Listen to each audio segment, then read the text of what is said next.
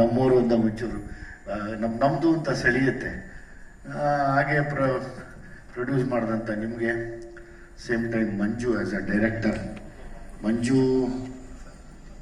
ನನ್ನ ಗೌರವ ಕೊಡ್ತೀಯ ಅನ್ನೋಕ್ಕಿಂತ ಹೆಚ್ಚಾಗಿ ಮಂಜುಲ್ ಒಂದು ಫೈರ್ ಏನು ಅಂದರೆ ಒಂದು ಹೋರಾಟದ ಒಂದು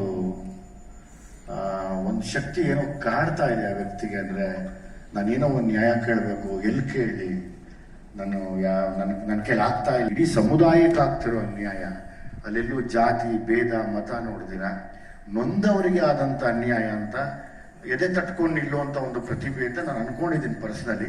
ಬಹುಶಃ ಸಿನಿಮಾದಲ್ಲಿ ಮಾಡಿರುವಂಥ ನೀವು ಕಲಾವಿದರುಗಳಿಗೆ ಅರ್ಥ ಆಗಿರೋ ನಾನು ಹೇಳ್ಬೋದು ಅದನ್ನ ಅಂತ ತಿಳ್ಕೊಂಡಿದ್ದೆ.